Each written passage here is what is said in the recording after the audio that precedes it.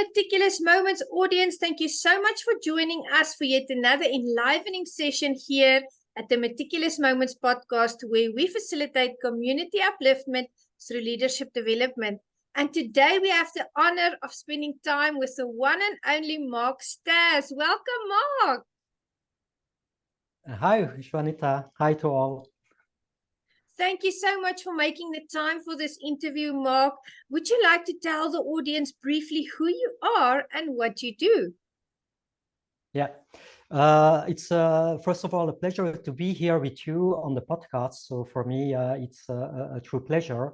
So my name is Mark Stas, and I'm originally from South Korea, but I was adopted in Belgium when I was very young. And so I lived my whole life almost in Belgium. I practice martial arts since now 40 years. So this is really my biggest passion. And thanks to my martial arts, I could evolve into the movie world. So I could use my passion and do something that I love. And thanks to that, the movie world was open to give me opportunities, thanks to an action star, Ron Smolenberg. And so the last 3-4 years, I'm managing both martial arts training very intensively and movies and projects. Absolutely, my goodness. I've seen your trailer for 2023. It's impeccable. I watched it a few times and I noticed that you move extremely fast. So I had to watch it a few times to go back and, look at the moves and put the names to them. And I really enjoyed that. I'm going to be adding your bio as well as your trailer for 2023 and your contact details when I post this recording. Okay. Because audience really, Mark's bio is a mile long. He has accomplished so many things. He is busy with so many impeccable projects out there, and it is just such an honor. Thank you, Mark. Now, my first question to you would be, how did you receive the nickname the Belgian Bruce Lee? It's difficult to say. I think the first who mentioned this nickname was not in Belgium, but in Switzerland. So I was invited. It was around 2016. It was in a Muay Thai academy, and there was the local television. So they made a reportage and they wrote the Belgian Bruce Lee, and I thought, so this was the first time. And it's true that the last, this year, especially this year, many famous television and the newspaper of Belgium, they wanted to interview me, and they nicknamed me also the Belgian Bruce Lee. So I think it appeared on internet, and then one television mentioned it, the newspaper took it over. Great. And it started like that. So so it's a big honor, but of course, like I say every time, for me, Bruce Lee, he's unique, so it's impossible to be a second Bruce Lee, of course. I have to disagree with you. I watched your trailer, and I'm going to watch some of your movies as well. I have to say, when I saw you move and I saw all the the choreography that you were doing, you definitely deserve that name. We have the Belgian Bruce Lee with us here, and it's such an honor, and I'm glad that they named you that, because your craft, the art that you practice. I'm going to go into the journey that you had with martial arts as well. That's 40 years of dedication, Mark. That's huge. That's a lifetime. It's amazing. It is. Now, my next question is, you started, I read in your bio, I made some notes here because I didn't want to miss important points. You were the regional kata champion in Shotokan karate. Tell us about that. When I was young, I was interested in martial arts, so I started to read books. And the first school I could enter in, so the first martial arts school was a local school, because I was too young to go far away from home. And there was Aikido and karate and judo, I think. but it was karate that I wanted to practice. So I dedicated the first years of my martial arts training in a karate school, and it was Karate Shotokan. And I did a kata championship, and then it were different etapas. So the first round, and then you have to do a second competition, etc. And I won the regional kata championship at that time. So I was still young, but yeah, it was for me an award or a prize that I was very proud of. And now today also, because I thought, okay, I'm more known for my Wing Tsun and Wing Flow system style, but it started already almost 40 years ago. Where yeah. I love the Shotokan style. I love watching the katas that they do, and it's very closely related to the style that I do. Is a Shorin-Ru Shorin-Kan. So they've got a lot of things that overlap. So when I read Shotokan, I was like, oh, that's very close to my style. But you didn't just do Shotokan. You also went into Taekwondo. What was that like? Was it a big difference with all the kicking and? Yeah, so when I practiced karate, I had some of the instructors and fellow students. They saw that I liked a lot kicking, and I said, but Mark, you are so good with your legs. You have to do Taekwondo because Taekwondo is more specialized in kicking. And then I said, okay, so after a while, I started to do Taekwondo. And I didn't practice it so long. I did it with a very good master,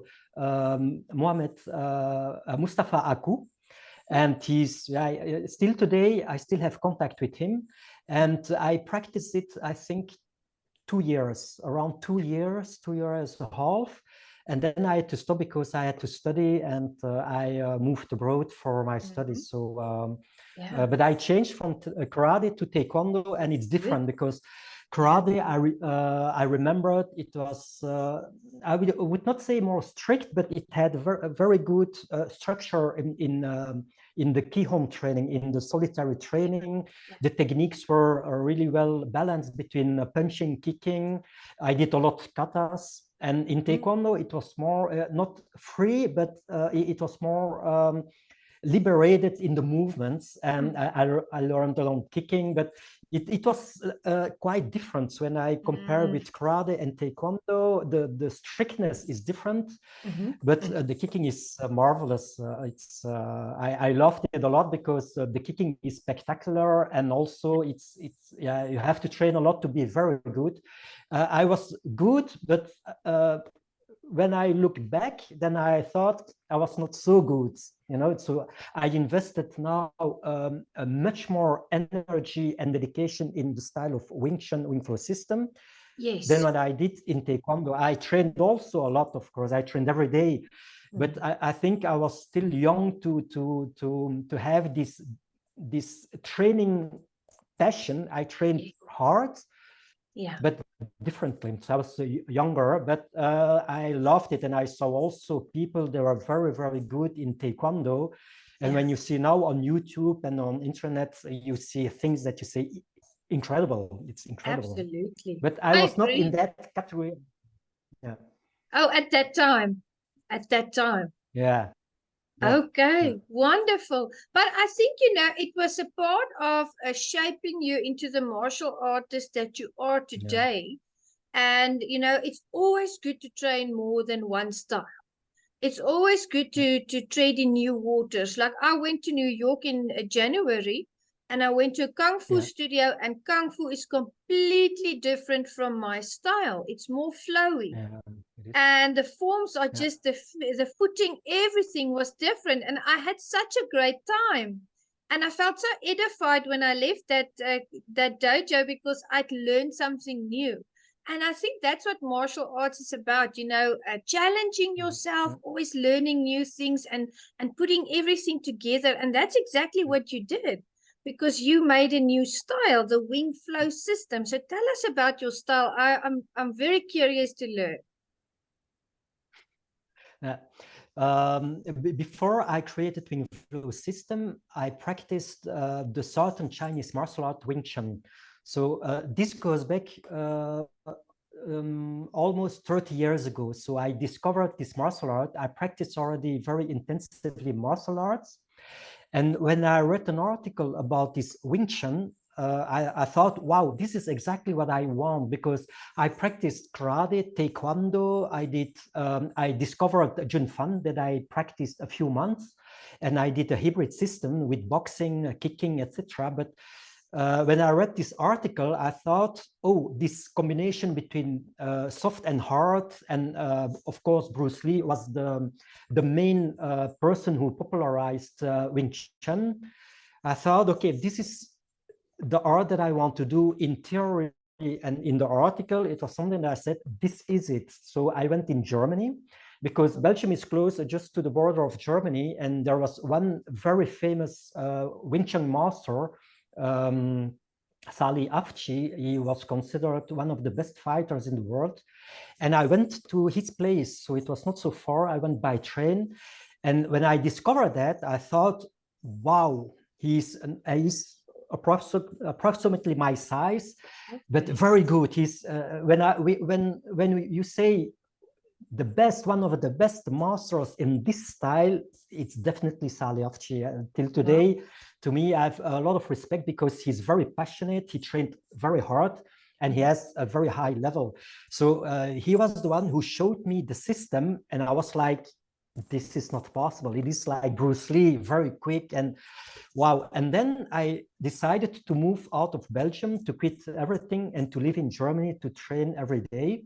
And these years formed the basis of my Wing Flow system. So I created Wing Flow system now around 4 years ago. So it's a very recent martial art, but the basis, the nucleus of Wing Flow system comes from Wing Chun, because I trained very hard in the Wing Chun system intensively every day, almost 26 years. So it's really the main martial art I practice in my life.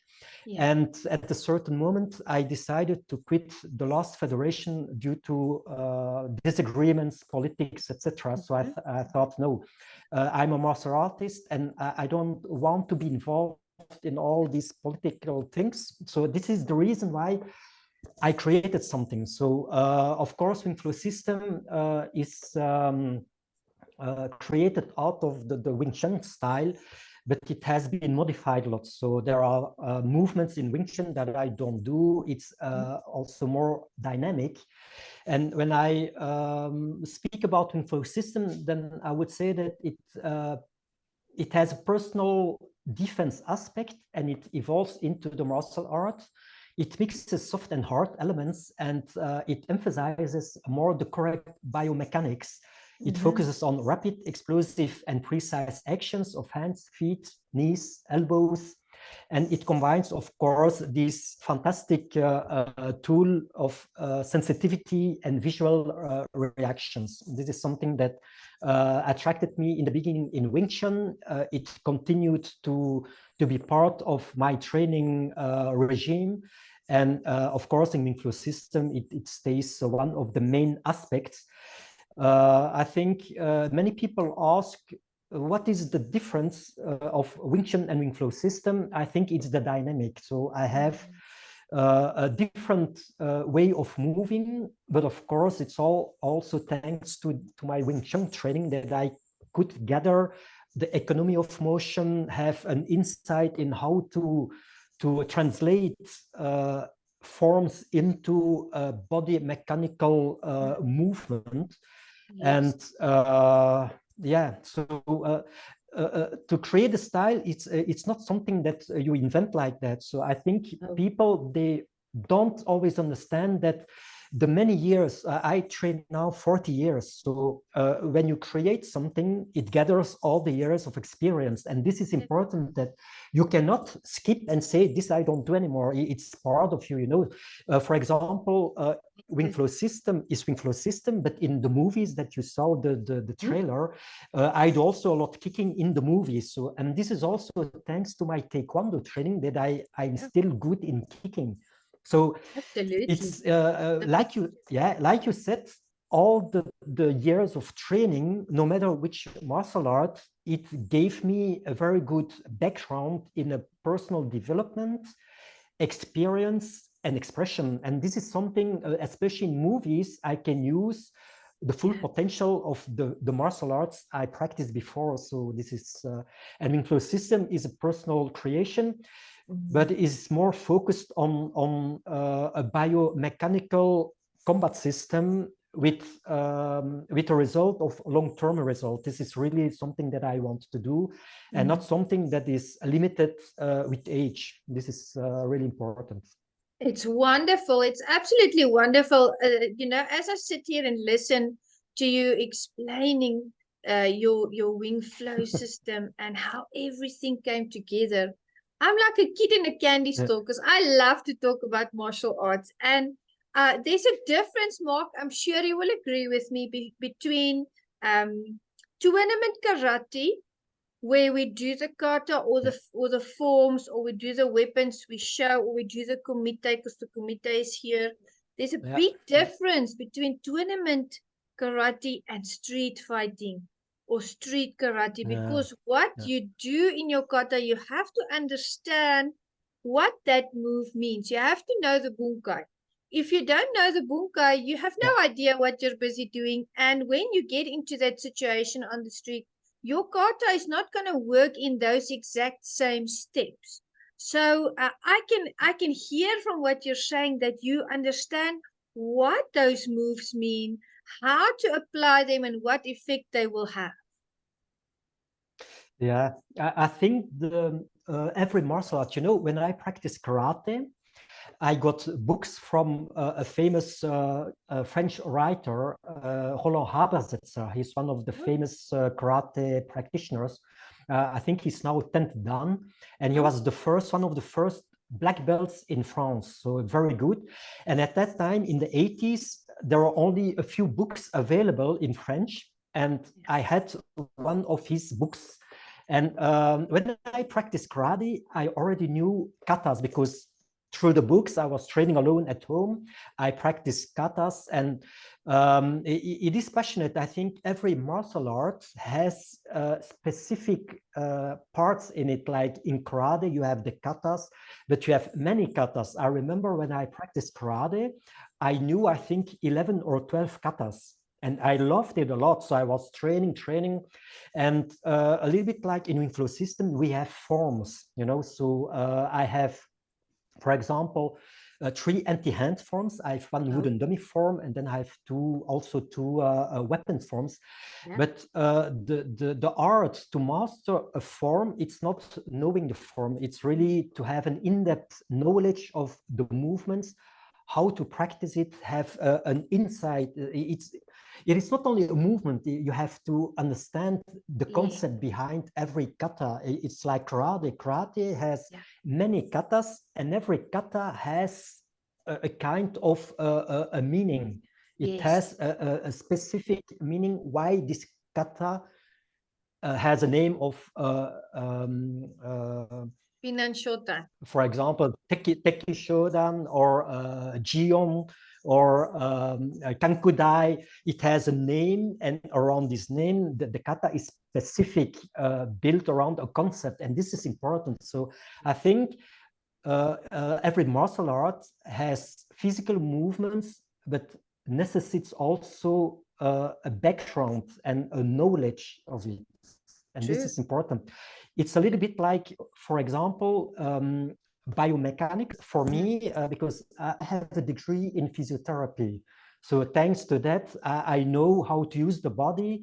And I was always interested to use my physiotherapist knowledge into the martial arts. So and then I always say you can do a movement, but a movement is a movement. But if you don't link it to the correct use of the body and the meaning of a technique has sometimes 3, 4, 5 different kind of executions with a purpose. This is important on long term. It's not only to know a movement or a kata, but it's this profound knowledge. This is what makes the difference between a good practitioner and an excellent practitioner. This is important. That's why For me, a martial art can go very deep into the knowledge. It's a little bit like sensitivity in Wing Flow system. The sensitivity training goes from the basic till excellency. Excellency is it's a kind of a sixth sense. You predict already what's happening on close range, and this is the best masters. They have a sensitivity that's really a split second. You don't know how he could detect what you wanted to do.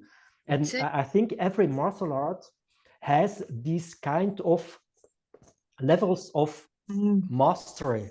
And this is important also to say. It's not important which martial art you like, because we all have different tastes, and every taste is good, but every martial art can go in depth. And this is, I think, for every practitioner important. It's not 2 years that makes you master, but the longer you practice, the more information you get, and the better you are guided, the more you like also what you do as a martial art. You want to practice a martial art and to have a very good knowledge, and this is on long term. This is something that's fascinating also. It is, and there's no limit to what you can learn, and how skilled you can get in a certain form, or even the forms that you do. I love to teach the little ones, when we do, for instance, when we do Ping and Shodan, that's like the first kata we teach them. They go into a nekwa ashidachi, where their toe is in the air, or they're pointing their toe. But in real life, in a fight, that's actually a kick. So for the kata, it's beautiful. You do a nekwa ashidachi, but if you're, if someone attacks you, that actually signifies a kick, like a maigeri. So it's good to teach them from young. And I love the way that you take everything that you've learned and you amalgamate it.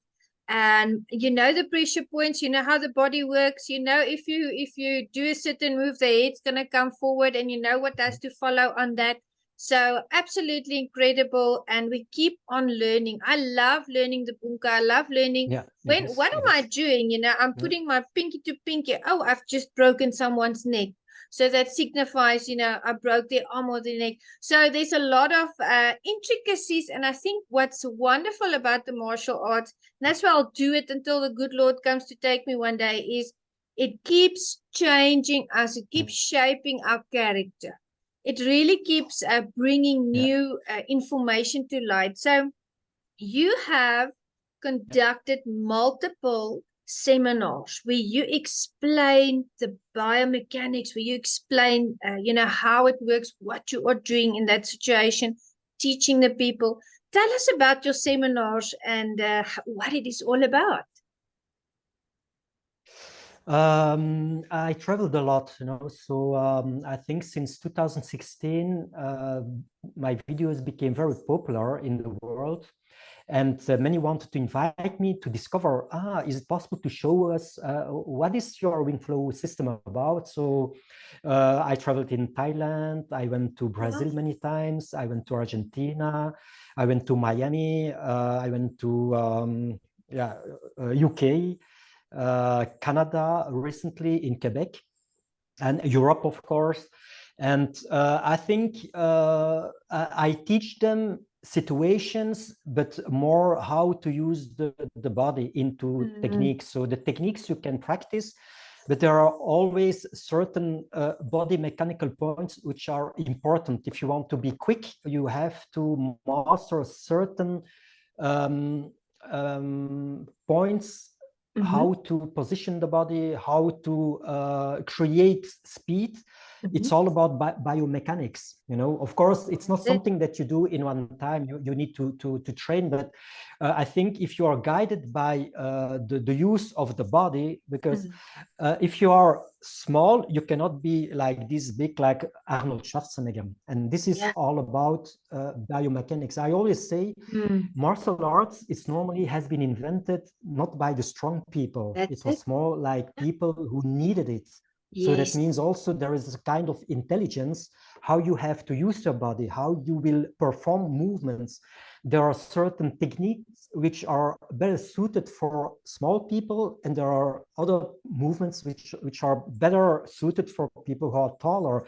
So this depends which martial art, but look, when you see in karate you have different masters. Yeah, you had Gishin Funakoshi, you had the son of Gishin Funakoshi, who was very into competition. Things changed. For example, Yip Man of Wing Tsun style, he had two different masters. One was smaller, the other one was bigger and stronger. So two different Wing Tsun techniques.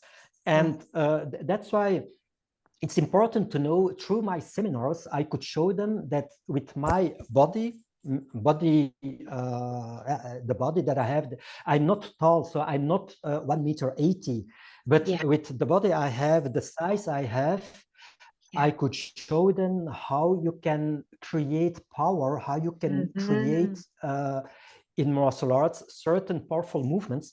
It's not always to be powerful with power that matters always. It's just how you can create power, speed, a technique that functions. It links to a good biomechanic.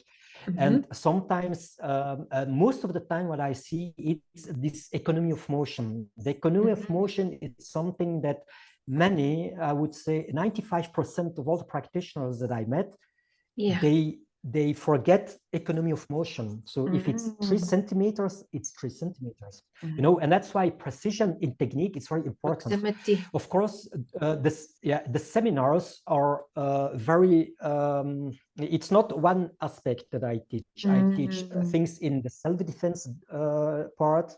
I teach things in the sensitivity, things in more combat-oriented. I explain a lot in how to use the body in the biomechanics.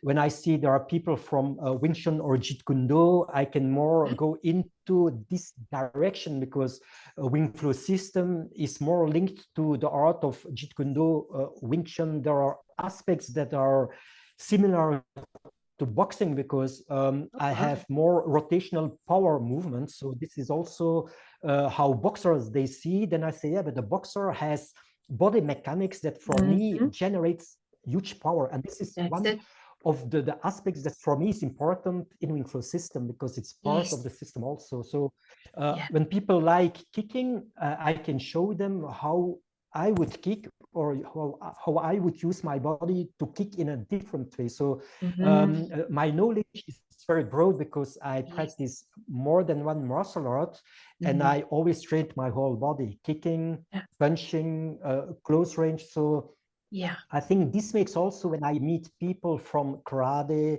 or Krav Maga or Thai boxing or boxing, I can speak with them and explain my vision about Wing Flow system to join a little bit their vision. So this is something that when people, they say, Mark, it's incredible, because it resembles a little bit like my boxing style. For example, in Holland, I met a boxer who was very good. And he was fascinated by the way I could move in Wing Flow system, because he said, hey, but the way you move, it's a little bit like boxing, but I do more than boxing, because I come with the elbow, with the knee, with the kick. So, but the way of body movement, it was similar. And this guy was very good. I thought a boxer has dynamic, and this dynamic translates into powerful movements. It's not only the body that has to be powerful, but when you can use the body in a correct way, then you have power, flow, power. Look, Bruce Lee, he was not 80 kilograms, he was around 60 kilograms. He was a little bit like me, my size, and also my weight, but he had a power that was incredible. And this is not because he weighed 100 kilograms, you know. That's why I always say, with martial arts, you can train the body, speed, power, no matter your size, but you have to train a lot, but you have to know how to use the body, you know. I had, for example, one of my first Wing Tsun teachers, he was a German guy, Frank Krüger, and he weighed around 100 kilograms, a little bit more at that time. So he was heavy. He was heavy. He So was not heavy. big, but he was heavy.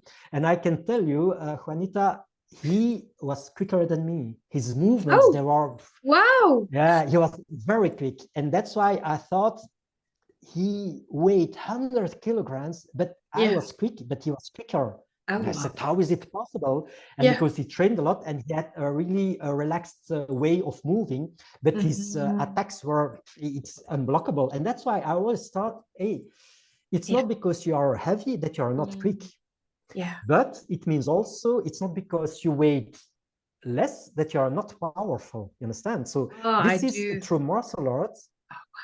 You can change your capacities, and these capacities, Yeah. it's important. For example, of course, I trained a lot hard with punching, so I can punch hard, you know. Oh, good. Although I only weigh 60 kilograms, I can punch. But it is also a matter of many, many years of training, correct training. But martial arts gives you something that you would not get if you don't do it, you know. So I agree. and through seminars, seminars, I can explain things like that. I can show them. I can explain if they have questions. They can always ask me. So I'm always open to answer their questions and to help them with information. And I must say that everywhere where I went, in Thailand or in Brazil or in Canada, in Argentina, it was always a big success because, first of all, I'm really passionate about teaching and martial arts. And those who come, they're also passionate. So it's always a great moment to see martial artists coming to my seminars, to train, to do their utmost, and to see that it's a good moment for me, no matter what they do, you know. So I'm not there to say you have to do Wing Tsun system. This is not really my purpose. My purpose is to teach people who are interested, to introduce them into the concepts that I learned and that I created, and to have good moments. So even till today, you know, I've still people from Brazil, and Brazil was one of the first countries where I went in 2016. Wow. They still write me, and they are people, they are really very good in combat, you know. So in Brazil, the combatants, they are very good fighters, and I could really show them during 2 full days my capacities in martial arts, and till today they are really very humble and very, very, very nice. So I think throughout the years, I still have contact with people I met during seminars, and this is for me really a joy. Although the last years I was less on social, now I try to be more again on social media.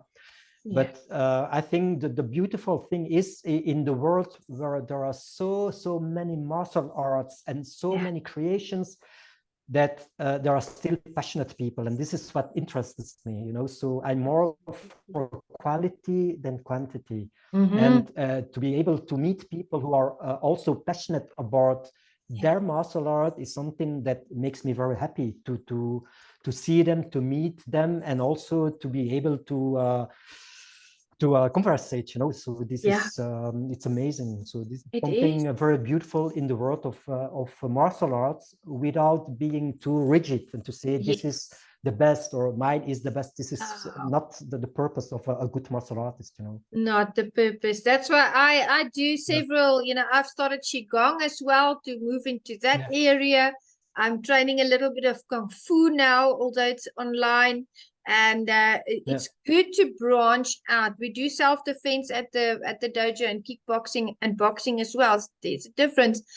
So it's always good to branch out. And yes, I don't know, but Mark, you'll understand the moment that martial artists come together and they start to converse, it's like we just understand each other. I don't know how to describe it. I can't put my finger on it. It's because we've been touched by the same magic, because I've met martial artists, and then we just have a discussion and we understand each other. It's like we get along. We've known each other forever. Is that the same for you as well? Because that's happened to me so many times. Yeah. It is also, you know, I've some of my good friends, they are very good in their martial art, but we come good along, and this is important, you know. So we have a very good, we are on the same level of understanding, although that we practice different martial arts, you know. And I think this is the beauty of true martial artists. It is that you can speak, you can have a good conversation, you become friends, but without wanting to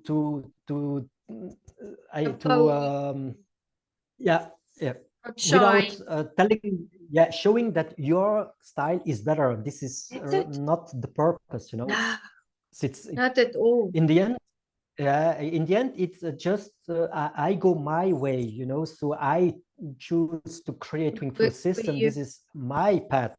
And every martial artist has his own path or her own path. And this is important, you know, to feel good, to practice a martial art that fits you well, and to grow in it. And if you meet other martial artists, it is because you share the same passion, because we all know that to practice a martial art a long time, many years, it's not an easy path, you know. I speak of experience, you know. So I moved out of Belgium to practice a martial art. I didn't speak the language very well, and I was there only to train, you know. So this is to me passion. For example, I moved to Thailand. I lived there a few months just to find myself, and I could join the movie world just suddenly.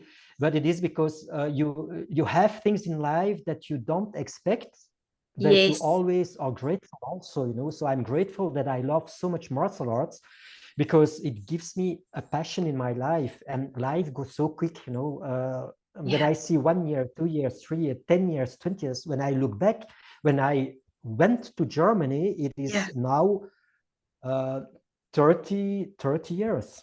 30 years now. Time 30 years that I went. That's why I thought, oof, it goes so quick. Before you imagine, before you realize, 10 years are nothing. And that's why, you know, we need time to train, but time doesn't stand still. And that's why I respect all martial artists who practice their art dedicated, and not only 1 year, but 10 years, 20 years, 30 years. That's amazing, because I know how difficult it is to follow a path really intensively. You know, I train every day since 40 years. So it's up and downs, up and down. So it is not an easy path, but if you love it, then it's a nice thing, because you grow and it becomes a habit. But it is also something that's not always easy, you know, and especially when you grow older. There are other aspects in life that that's also there, like age and injuries and this and stress, many things that you have to gather and to overcome, you know. So for me, it's important, you know. So every martial art has its worth. You know, it's only that the person needs to find what martial art do you want to practice, you know. So it's a personal choice. There is no better. It's always the best what you can have, you know. It's, absolutely. I think that's important. Yeah, I agree with you completely. It's an intensely personal journey. It's something that you're the only one that can go on that path and stay on that path. Doesn't matter how good your kiyoshi or your sifu is. If you know, you must keep yourself on that path. And not every day is easy, guys. Not every day is easy. Like Mark said, I've also gone through a lot of things in my martial arts journey, but I'm always consistent. I'm always there, and I take the lesson that I learned for that day and I apply it in a positive manner so that it helps me grow, because it really shapes us. And you mentioned injuries. I wanted to ask you, because you do films, you do fight choreography. Have you ever sustained any injuries on set? On set, oof. The biggest injury I had, I made a few years ago a short movie, Emerging from the Shadows. And in the beginning, it was just to do a small fight scene with my friend Ron Smorenberg. He's the Dutch actor who discovered me many years ago. And he also played with Jackie Chan, with Donnie Yen, with all the biggest martial arts actors. And he came to Italy. We did a big, 2 fight scenes, and I was injured because at that time I was already ill, sick with the flu, severe flu with fever. And then he hit me in my ribs, but not 1 time, 2 times, 3 times, 4 times, and then it broke. It was broken, so I didn't realize it. But it hurt a lot. But this I used in the short movie. This injury I used in the movie, but it took me the rib injury. It took me almost, I think, 8 months before it healed correctly. Oh my because gosh! I didn't know it was broken. So I continued to film. I continued to train, but then I couldn't breathe well because it was like moving. Yeah, and at night I couldn't sleep, and every position was painful, and I didn't went to the hospital. I didn't see a doctor because I thought it will pass, it will go away. But finally it healed, and very comically, I went to a doctor because I had to do radiography, and I said, but it's already 1 year, 2 years ago that I got injured, but it's still not good, and they made a RX. And then they said, but it healed, but it was broken at that time. So it was a broken rib that I got. This was the worst thing I had, but it's okay. It's part of, it's part of the work, I think. So next time I have to be careful not to have that, because the problem is, of course, the many months you feel it, you are limited in training. It blocks you in the evolution. This is the worst thing, I think. Yeah, it's all the body conditioning that you've done over the years. I mean, I don't know how anyone doesn't realize that their rib is broken, Mark. How did you not know your rib was broken? You've got a high pain level. You can take a lot of pain, I'm sure. But yeah, if you see, my rib was broken, and I still did the second fight scene. I did one in Emerging from the Shadows. So I did 2 fight scenes, and the second, it was full speed, but it was already broken. So I thought, no, I have to finish it. So although it was broken, I continued to film the fight scene, which is really, it was very good. In the end, I paid the price, and I had to rest also, because if not, it doesn't heal correctly. And but it happens. It happens. Yeah, it happens. Absolutely. It showed your discipline and your dedication. And that's a wonderful thing. We can't live without discipline and dedication. We have to have those qualities in our lives. And I wanted also to ask you, have you ever been on set where there's been a funny moment? I love to ask this to my guests, if they are actors and stunt choreographers. Have you had funny moments? I had a few funny moments, in fact. So I think one of the funniest moments, it's on the set of Borrowed Time Falling Apart.